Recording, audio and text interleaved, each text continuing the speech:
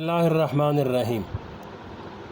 فرمایا کہ یہ بات بھی سمجھ لیں کہ جب تم کسی دوسرے کی کسی بات کو اپنی طبیعت کے خلاف سمجھ رہے ہو تو یہ ضروری نہیں کہ وہ شخص غلطی پر ہو، بلکہ یہ بھی ہو سکتا ہے کہ وہ دوسرا شخص غلطی پر ہو، اور یہ بھی ہو سکتا ہے کہ تم غلطی پر ہو، کیونکہ طبیعتوں کا فرق ہے۔ مثلا ایک آدمی کو ایک کھانا پسند ہے، دوسرے کو دوسرا کھانا پسند ہے۔ ایک آدمی کو کریلے پسند ہے، اس کا سالن اس کو مزیدار معلوم ہوتا ہے، دوسرے آدمی کو کریلے ناپسند ہے، وہ کہتا ہے کہ یہ کڑوے ہیں، مجھ سے نہیں کھائے جاتے۔ یہ طبیعت کا اختلاف ہے۔ اب یہ ضروری نہیں کہ جو شخص یہ کہہ رہا ہے کہ مجھے کریلے بہت اچھے لگتے ہیں وہ غلطی پر ہے، یا جو شخص یہ کہہ رہا ہے کہ مجھے کریلے پسند نہیں وہ غلطی پر ہے، بلکہ دونوں غلطی پر نہیں ہے، البتہ دونوں کے مزاجوں کا فرق ہے، طبیعتوں کا فرق ہے۔ وہ بھی اپنی جگہ صحیح ہے اور وہ بھی اپنی جگہ پر صحیح ہے۔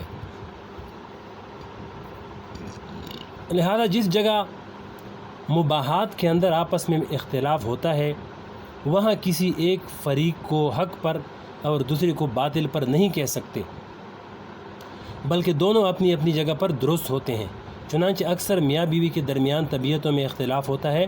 جب ہر دو انسانوں کی طبیعتوں میں اختلاف ہوتا ہے تو اگر صنف بھی بدل جائے کہ ایک مرد ہے اور ایک عورت ہے تو پھر طبیعتوں کا یہ اختلاف اور زیادہ ہو جاتا ہے۔ عورت کی ایک فطرت ہے اور اس کی ایک نفسیات ہے، مرد کی ایک فطرت ہے اور اس کی ایک نفسیات ہے۔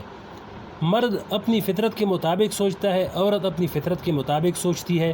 اس لیے حضور پاک علیہ السلام نے فرمایا کہ تم اس کی صرف برائیوں کو مت دیکھو بلکہ اس کی اچائیوں کی طرف بھی دیکھو۔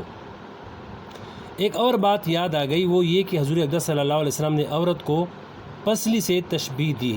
چنانچہ آپ صلی اللہ علیہ وسلم نے فرمایا، جس کا ترجمہ ہے کہ عورت پسلی کی طرح ہے، اگر تم اس کو سیدھا کرنا چاہو گے تو اس کو توڑ دو گے اور اگر تم اس کو اس کے حال پر چھوڑ دو گے تو باوجود کہ وہ تم کو ٹیڑھی نظر آ رہی ہے پھر بھی تم اس سے فائدہ اٹھا سکو گے۔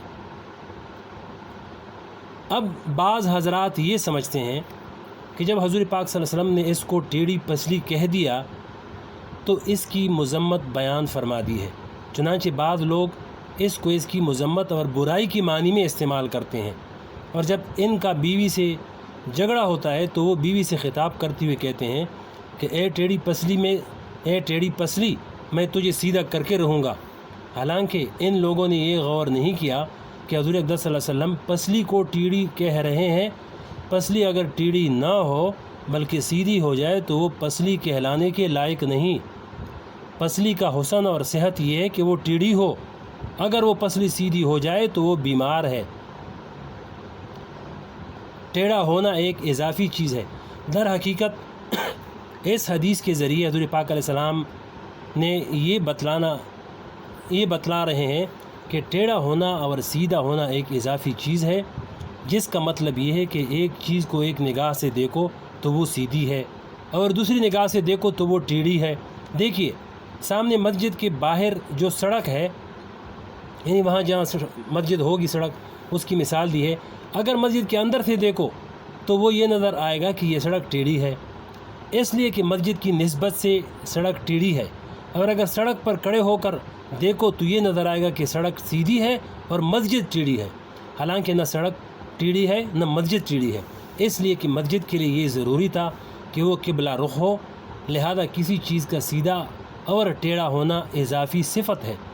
ایک چیز ایک لحاظ سے ٹیڑھی ہے اور دوسرے لحاظ سے سیدھی ہے، اور فرمایا کہ عورت کا ٹیڑھا پن فطری ہے۔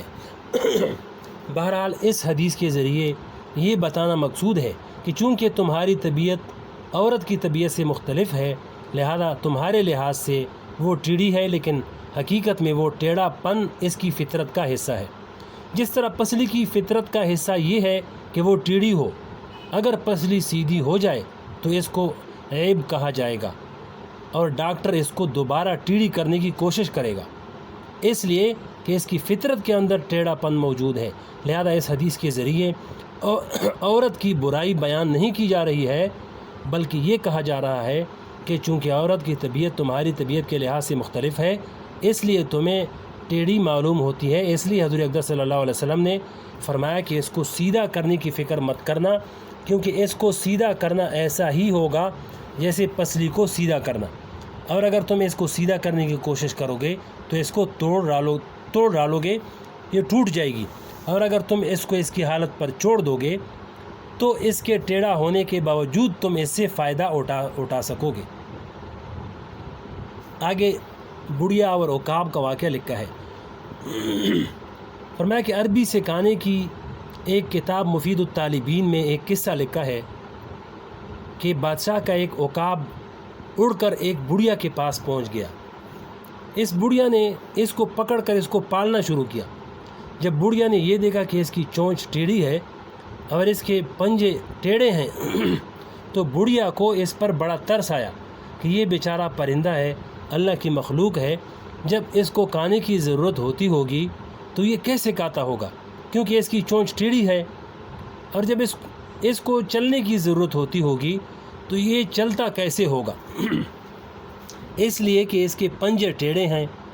اس بڑھیا نے سوچا کہ میں اس کی یہ مشکل آسان کروں، چنانچہ کینچی سے پہلے اس کی چونچ کاٹی، پھر اس کے پنجے کاٹے، جس کے نتیجے میں اس کا خون بہنے لگا اور وہ زخمی ہو گیا۔ جتنا پہلے چل سکتا تھا اس سے بھی وہ معذور ہو گیا۔ یہ واقعہ نادان کی محبت کی مثال میں پیش کیا جاتا ہے، کیونکہ اس بڑھیا نے اس عقاب کے ساتھ محبت تو کی لیکن نادانی اور بے عقلی کے ساتھ محبت کی، اور یہ نہ سوچا کہ اس کی چونچ اور اس کے پنجوں کا ٹیڑھا ہونا اس کی فطرت کا حصہ ہے، اور اس کا حسن اس کے ٹیڑھے پن میں ہے۔ اگر اس کے یہ اعضاء ٹیڑھے نہ ہوں تو یہ عقاب کہلانے کا مستحق نہیں۔ آگے اور بھی تفصیل ہے، کبھی سکون نصیب نہیں ہوگا، اگلے ویڈیو میں انشاءاللہ اس کو سنائیں گے۔